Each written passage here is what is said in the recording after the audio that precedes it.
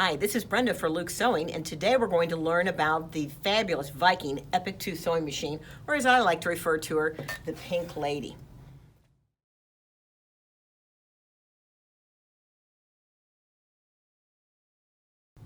All right, to begin, let's start with what comes with your machine. First of all, this lovely accessory case comes with the machine, and of course that will be a place for you to store all of your feet that come with the machine and accessories that we'll review in just a moment. I'll put this aside and we'll notice that the Epic 2 comes with 3 embroidery hoops. We'll be talking about embroidery a little bit later.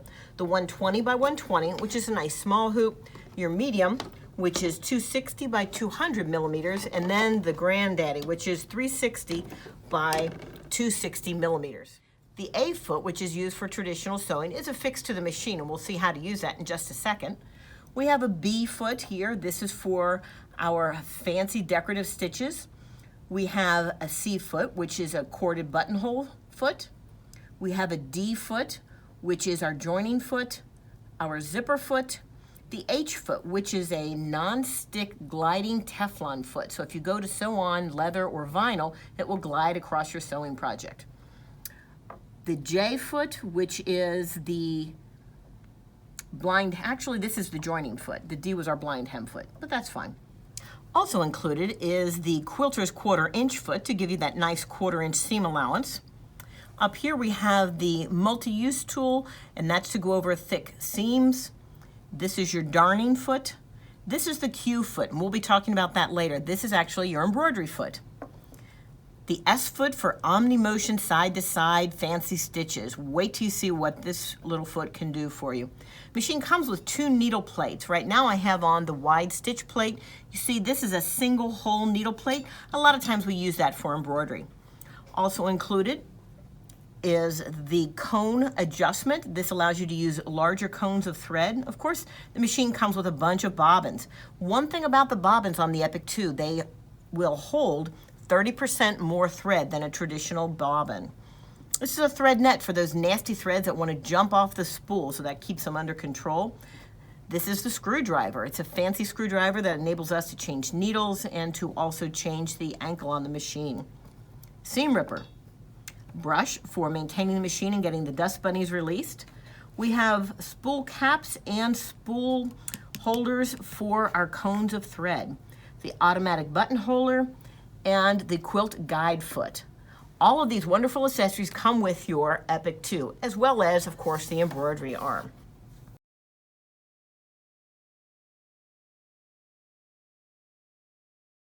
All right, the next thing we're going to work on is winding a bobbin. We're going to raise the lid on the machine, telescope the thread guide, and raise the spool holders. To wind a bobbin, the thread goes on the right spool holder, comes up to the top, goes down through our hook.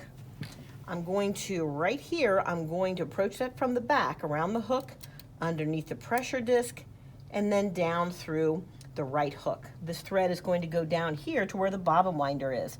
The Epic 2, as an embroidery machine, has a separate motor for the bobbin winding, so you can wind bobbins while you're stitching. My bobbin has the Husqvarna logo on the top. I'm going to put it right here on the spool, take my thread, wind it around, push the stopper right up against the spool, and you'll notice here on the screen it says bobbin winding. I'm going to touch the button and the machine will take off and wind that bobbin for me, and that's enough for right now. I'm going to touch the button again to stop, exit the bobbin winding procedure, pull my bobbin off, and then notice right here is a sweet thread cutter. So I can take my thread, pull it under, boom, and we're ready to go.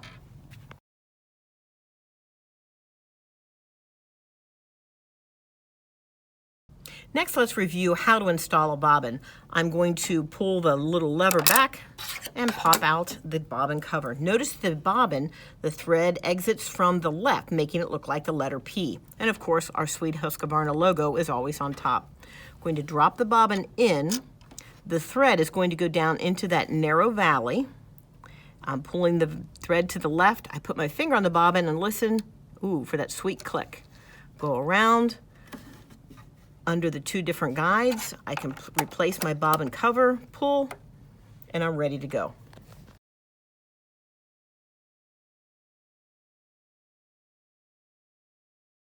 let's talk about how to thread the Epic 2. Thread goes on the left spool holder.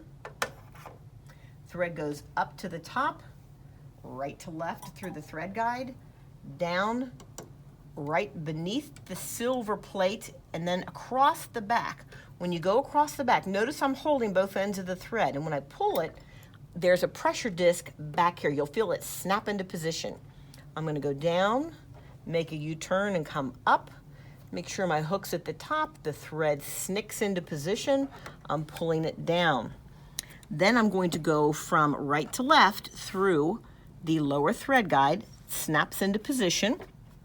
I'm going under the teeth here, through a little pressure guide right here on the needle threader. I'm pulling it back and cutting off the tail. It's important to do that. That gives me the perfect amount of leftover thread when I use the needle threader. Watch this. I'm going to come up here and touch the button, and you can see it's the top left with the needle with the thread through it. When I touch the button, consistent every time. And there's my threader ready to go.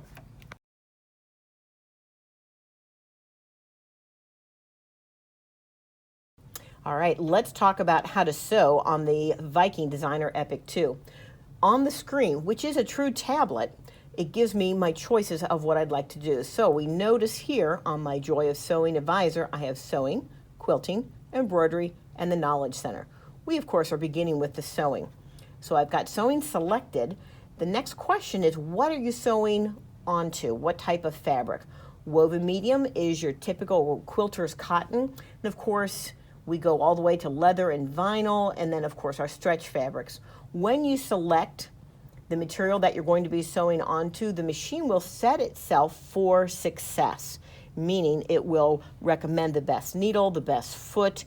It will set the correct stitch length for you. So we're on woven medium. Down below, we see stitch techniques. I mentioned that this was a tablet. Notice that I can go ahead and slide to my choice, which we're using basic sewing techniques. And in fact, it shows some of those techniques here. And if I choose one, it will actually show me a little video. So we're going to do basic sewing, and we're going to just say start new. So we're going to begin there. I do want to touch on one thing. If you're a Viking user and have had a Viking in the past with feet that you have purchased, you are welcome to use those feet on the Designer Epic 2. This machine has a 9mm stitch throat, meaning that it will make light, much larger stitches on your designer stitches. The feet that you've had from the past are for 7mm. That's fine, you can use that. Just make sure that your stitch is no wider than that. And we're going to cover that when we look at our stitches, but I wanted to call that to your attention. You can continue to use that value that you've invested in with those different feet. I'm going to go ahead and click that little reminder off, and I see my stitches here. Let's talk about some of the stitches that are included with the machine. Right now, our utility stitch menu is called up. As I mentioned, because it's a tablet, I can scroll, but there's an easier way. If I come down and touch the stitch icon right here and hold it in, when I let go, it shows me all of the stitches in a category. So this is our menu A for utility stitches, and of course we have regular stitching, we have our straight stitching for stretch fabrics, we have our overcast stitches. I wonder what that stitch is for. Remember, because this is a Viking, we have the sweet question mark that I turn on, and then I can touch any stitch, any button, any feature on this machine, and it will identify what that feature is for. For example, this is a bridging stitch. It says for joining two pieces of fabric with finished edges and for elastic shearing. That question mark is worth its weight in gold. We see the utility stitches down here. These are all menus of stitching. So let's take a look at a couple of them. I can select a menu by touching the letter, and it will call up all of the stitches for me. The other method to get to my menus of stitches, of course, is I can scroll, because again, remember, this is truly a tablet. So we've seen our A, B, C, which are some heirloom stitches. The one I want to touch on is our D menu, which are the quilt stitches. All right, so a good variety of different quilt stitches. And then of course we have a lot of decorative stitches. Some of the fun stitches that look like little pictures. All right, so lots of fun stitches under the H menu. Let's pick this lovely coffee cup. All right, again, the reminder there that if I'm using a different foot, to use a 7mm. So I am going to look at that stitch, and I see them lined up here. One of the things that you'll notice is that this is truly a 9mm stitch from left to right, which is wonderful. And we're going to be using our foot that's recommended, our B for our decorative stitches, which is wonderful. If I want this stitch to be modified, this is where I change it. So right now it's 9mm wide. Perhaps I say that's a little bit too wide. So let's crank that down to 7mm. Oh, that's a pretty squat cup of coffee. So let's condense it here. This is my stitch length. And again, what you're noticing is that visually the stitch changes as I change the numbers to identify the stitch. So let's take it one step further. I'm looking at this lovely little coffee cup design stitch, but it's facing the wrong direction for my project. Notice I have 2 diamonds here. When I touch this button, it will flip the coffee cups horizontally, having them face the other direction. And as you might guess, notice where the handle is. If I touch the other diamond, it touches it to change it, so it changes the stitch vertically. All right, so we've got our foot recommended. Remember, we chose woven medium, that's indicated. It shows me the correct needle, tells me what stitch I've chosen, which is our H menu, and it's the 10th stitch, and now we are ready to sew. All right, let's do some stitching. So I am using just a regular straight stitch, positioning my project. I'm going to go ahead and put my foot down. Notice the down arrow button puts the presser foot down.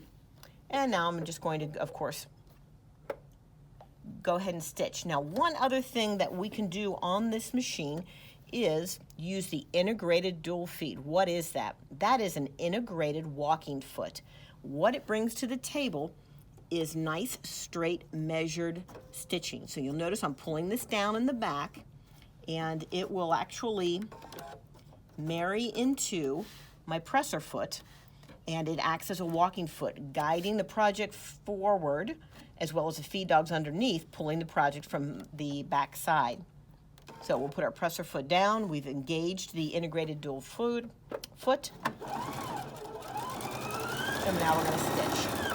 All right, so not too exciting, but let's talk about one of those decorative stitches. I'm going back to that H menu that we looked at before, and I'm going to pick, let's go ahead and do our coffee cup again. So we've got our coffee cup chosen, but it's suggesting that we use the B foot. So let's talk about how to change a foot. The up arrow raises my pressure foot. I'm releasing that integrated dual feed, taking off the A foot. The B foot is what's recommended, and you'll notice a small bar going across here, and what looks like on the ankle, a set of lips. That bar fits between those lips, and it will snap into position, and we're ready to go. The B for the decorative feet does not use the integrated dual feet. The machine knows that, and it prompts me that I'm not going to be using that. Drop the presser foot down, and of course we're just going to sew. Let's take a look what that coffee cup looks like.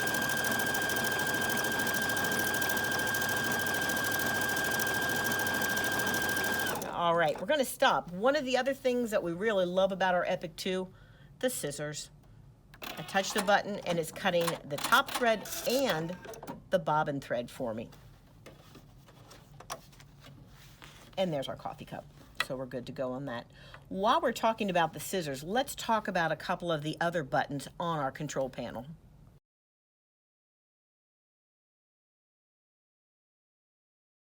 Let's review some of the other buttons on our control panel. We've talked about the presser foot up and down buttons. Those are indicated right here by the arrows.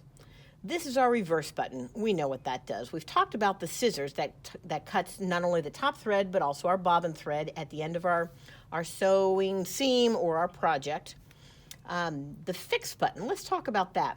So what happens when I start to sew a seam, I'm going to put my pressure foot down, you'll notice that the needle stays in place before the project moves. What that did, the fixed button had been lit, it puts a knot on the underside of my project. Old school, we used to reverse, which you still can, of course, but the Epic provides a fixed button to put that nice knot under the underside of my project. All right, so let's slide over here, and I'm going to come back to one of the other buttons back here at the end. We know about the needle threader. We've reviewed that. This button is actually the start button for our embroidery. We'll be getting to that shortly. The speed, the plus and minus, that will also affect the speed with which I can sew. It also affects the speed with which I can stitch my embroideries out. This is an interesting button. Watch when I touch it what happens. You'll notice a laser light comes on.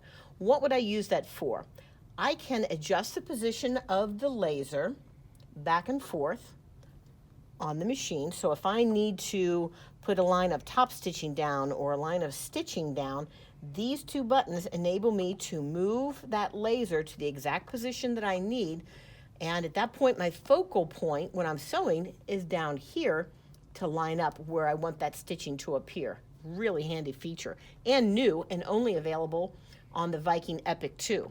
Touch the button, the laser goes off. Last button, this is a beginning stitch. If I program a stitch, that takes me back to the very, very beginning of the stitch. Perhaps I had a car, a bus, and a trailer. Well, the beginning of that stitch was the very first motif. That takes me back to the beginning of the motif.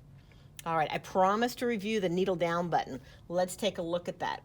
So I am just going to be doing a straight stitch on the machine, and this is a little feature that quilters like. I'm going to touch the needle down button. The needle's down, big deal, we don't care. But watch this. When I'm sewing,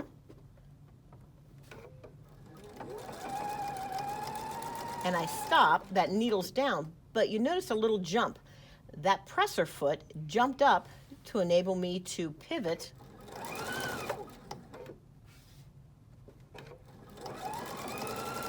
and reposition. So think if you're doing applique and you need to adjust just a little bit either way, that needle down button is a little piece of heaven. And that concludes all of the hard key buttons on the Epic 2.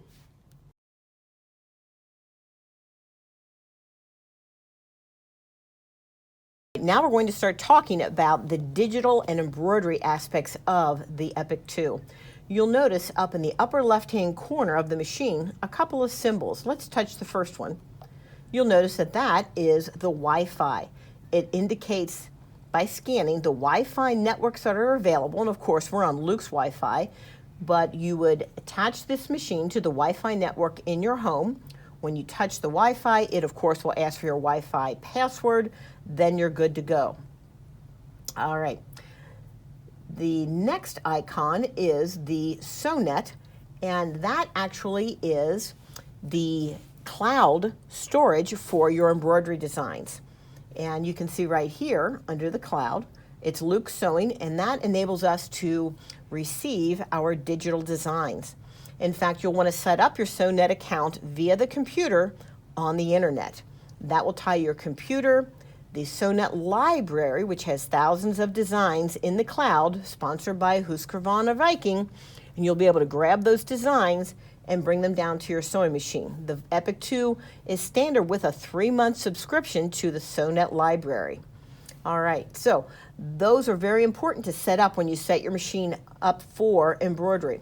We're in the sewing mode. As I indicated, they've got 4 different choices. We're going to embroidery mode, and there are different techniques. We're, of course, just going with basic embroidery, and that's where we want to start. So when we see basic embroidery, we'll slide down here to touch Start New. The machine needs to calibrate the embroidery arm. Do we want to do that? Of course. We're going to touch the check mark. The arm will calibrate. The machine will let me know when we're ready to go. And here we are. Now, we can access the designs for the machine from several different places. The machine comes with a lot of wonderful designs that are pre-programmed into the machine. Remember when we were looking at the stitch designs, we were able to slide up, slide to the left, but what we can do, just like before, is I can hold my finger on that design and it will show me all the designs that are in that category. So these are the A menu and all the designs that are within that category. And then of course we can slide across and there are wonderful designs, lace designs built in, as well as for children's. There are some little monsters, some of which are applique. So tons of wonderful designs built into the machine. Those are the ones that are built in, as I just said, or we can go and receive those from another couple of locations. Let's look at another location from which to draw a design. And that will be right here on our control panel with the file folder. When I touch that, it gives me some choices. One is the built-in designs from the machine, and we've been reviewing those. The second is the cloud, and those are designs that I have placed in the internet account that I have associated with this machine, and these are all the designs here at Luke's that we've placed in our cloud account. And the third place you see is a USB device. And of course we can use a USB memory stick. And in fact, there are 2 ports over on the side of the machine by the bobbin winder where you can insert USBs with the designs on them. All right, so now we're going to open up a design to edit and then to embroider. So we're looking at the built-in designs on our control panel. We're going to go to the L menu and take a look at the designs in there. And let's touch right here so we see an icon of the different designs. And what we're going to choose is design number 7. It's a sweet little heart. So I'm going to take my finger and press on it and it will appear on our edit screen. There we go. All right, so we see the design. We notice that there's a box around the design, which means that I can now effect a change on it. If I want to move the design around, I can simply by moving it around on the screen. If I would like to center it, I see my compass, touching the center, centers the design in the center of the hoop. We see that the hoop we're using right here is the 120 by 120 hoop. Of course, if I touch that button, it shows all the hoops that are available for the Designer Epic number 2. We're going to stay with that 120 by 120 hoop. And in fact, the other thing that we want to do is we want to make this heart a little bit bigger.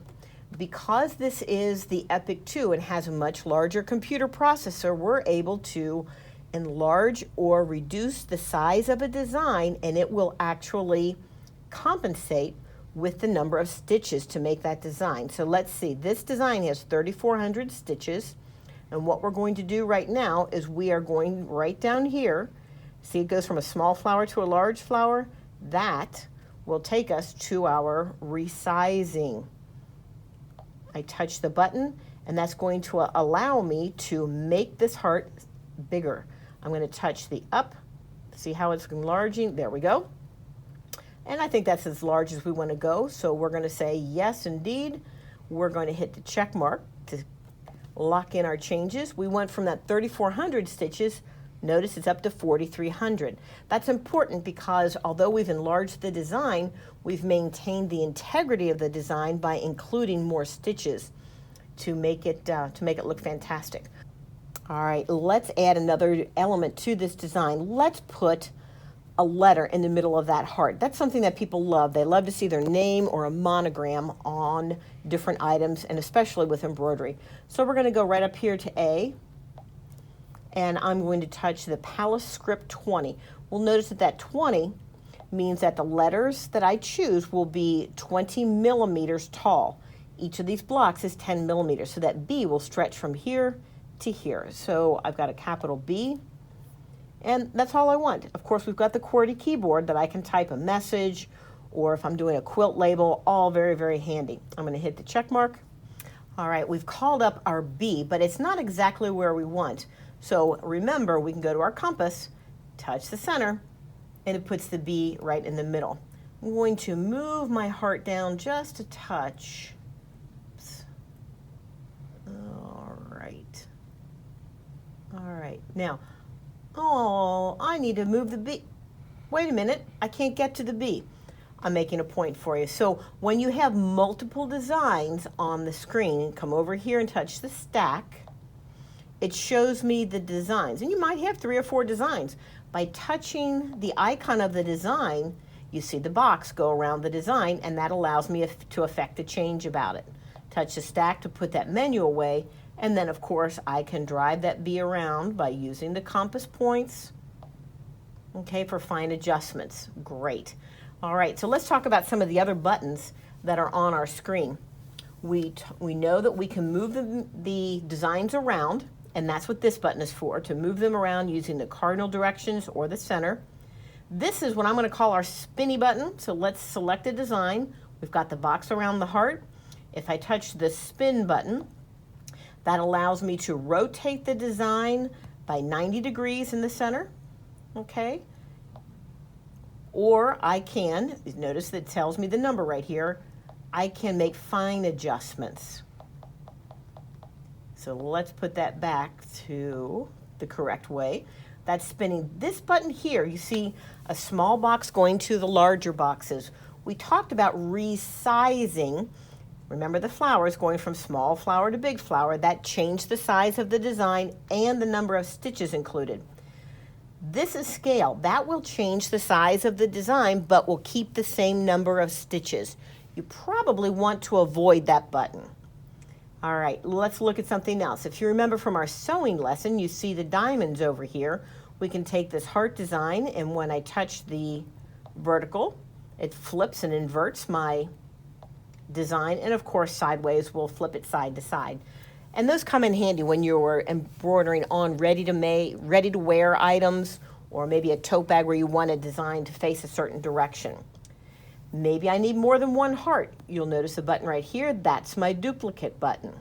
I know it's the duplicate button, but remember the sweet little question mark. I can turn the question mark on, touch the button, and it tells me, yes, indeed, that's duplicate. So always remember, there's lots of buttons, but that question mark is your ace. So I can hit that button, and what it did is it made a second heart. Well, I don't really want a second heart, so this is an easy way to get rid of a design. I'm pressing in the design, and notice there are choices.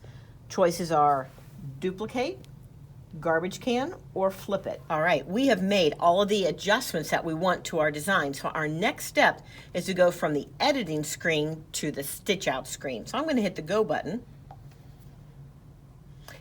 We have a confirmation page. It's asking which needle plate we have on the machine. We've got the slot. It's asking to confirm what hoop, 120 by 120, that's correct. Do we need to merge any colors on the design? We do not. Do we want to baste around the design? We do not. It's asking what foot we're going to use. We're going to use the Q sensor foot, which we're going to change in just a second. I'll show you how to attach it. The deluxe stitch system we want turned on, and we want the automatic thread cutter turned on. I'm going to touch continue. And now we are on the stitch out screen. I'm going to confirm the 120 by 120 hoop. We've got our design, and we've got our color palette of thread changes. And of course, I can scroll up and down. You'll notice that the blocks of color are different size. The larger the block, the more stitches in that color. It indicates the type of thread and the thread color forming. I can choose a different block to stitch out. Normally you're going to stitch them in the same order, but you do have options, of course. Something else I want to point out, I can make this color switching here, I can make it disappear, but before we do, this is one of my favorite buttons. Notice that we've got our entire design. Our first color is green. I'm going to touch this little flower, and it is showing me just the portion of the design that is in that color. So let's choose blue. It shows me just the blue stitching. That's handy to know when you have lots of color changes in your design. So we'll go back to our first one. You'll notice another button here, the flower with it looks like a dotted line around it. That's actually our basting stitch. So if you change your mind from the confirmation page that you want to stitch your project to your stabilizer, that's your button right there. Okay, you'll notice that the colors here on the thread, let's pick a different color in our color selection. So we see our colors. One other thing I'll point out, we've got our color block that tells me the number of minutes on the color block and the number of stitches. So that's a handy thing to know if you are trying to accomplish a couple tasks at the right time, at the same time. All right, so the next thing that we want to do is we want to get ready to stitch. I'm going to use this button and take our embroidery arm and park it all the way to the left to get it out of my way. And now we need to change the foot.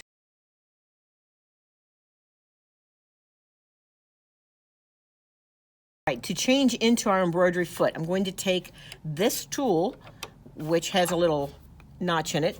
It goes on the ankle screw. I'm going to take the entire ankle and the foot off of the machine. And I'm going to take my sensor Q foot and put it on. As you can see, there's some thread here. I'm going to go ahead and clip that to get rid of it. Always clip your thread up top and pull it out the bottom so we don't drag any dirt or dust bunnies up into the machine. Now let's get this Q foot on.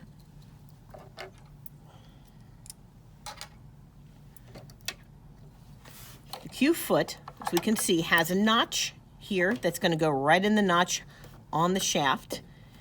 This goes above the needle screw. I'm going to snap that on there like so. And the first time you do it, it's a little bit difficult, but you'll get accustomed to it. And then I'm going to take that screw. I've got it partially screwed in. I'm going to go back to that tool and tighten it on. Now, tighten it just thumb tight. Don't crank it down. And we've got it into position. All right, so good to go. Next thing we need to do is we need to change our bobbin. We use a bobbin thread when we're embroidering. Usually you use a white bobbin thread or a black, and in fact, Viking has, my favorite, we have bags of pre-wound bobbin thread, both white and black. Can I use regular embroidery thread in the bottom? I can. We like to use bobbin thread because it's a lighter weight, and it's dropped into position the same way. Dropped in, gonna go down into that little valley. Hear that sweet click. There it is. Nothing different about that.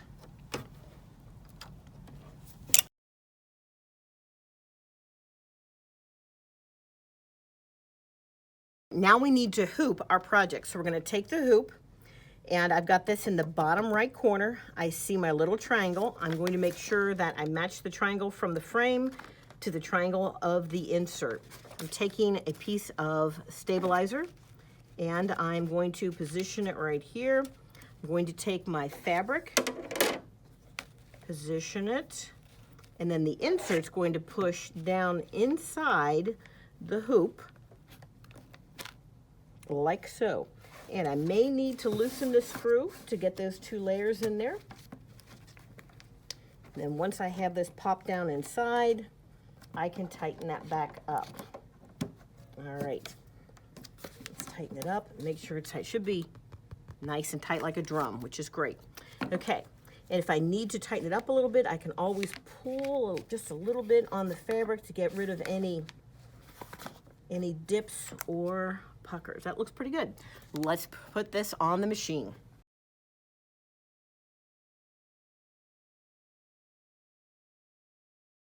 Let's place our hoop on the machine.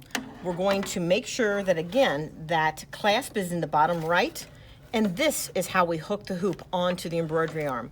We're going to slide it under the presser foot, slide this right into the slot, and I'm going to slide it forward. Notice I'm not going to touch this arm. I'm holding here to slide this forward. If I need to press on this button, I can do that as well, but don't hold on to your arm, just push that forward. You'll hear that sweet click, which means it's engaged. And now we're ready to embroider. I'm going to hold the string right here, the thread. Remember, this is our start button. Let's touch start.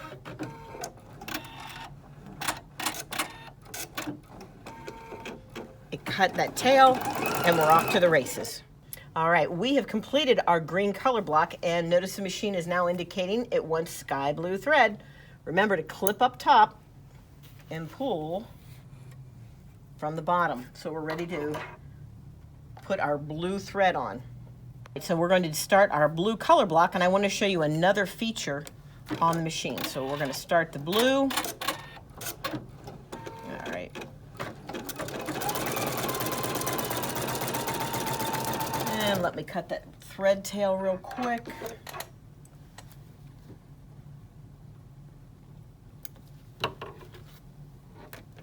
All right, machine is stitching along when all of a sudden,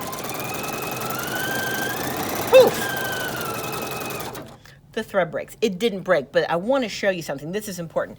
In embroidery, from time to time, the thread will break. If we're using a rayon thread or we're going through lots of layers, it happens. But I want to show you something. You're going to, of course, rethread the machine. We know that, but over here, notice that we've got a minus, a number, and a plus. So after I rethread that machine, I'm going to actually back up that thread count by about maybe 10 stitches to re-stitch over where I had that breakage to pick up. If I need to go forward, I hit the plus, and if I like, I actually can dial in an exact stitch number on this design to meet, because there may be a time when you want to re-stitch over something, so you have that option as well. So we went back a few stitches, we come back, hit the start button, we're ready to go. I'll meet you at the end of the design. All right, so our embroidery is finished. The machine gives a sweet little tone, and then we get this little message, hit our check mark, and now we're going to reverse that process by hitting the button, pulling the hoop towards me. I'm going to undo the screw on the bottom right, and then I can pop out that insert and pop out our project. We're ready to go. Now, the last thing that we're going to talk about is a little bit of maintenance on the machine.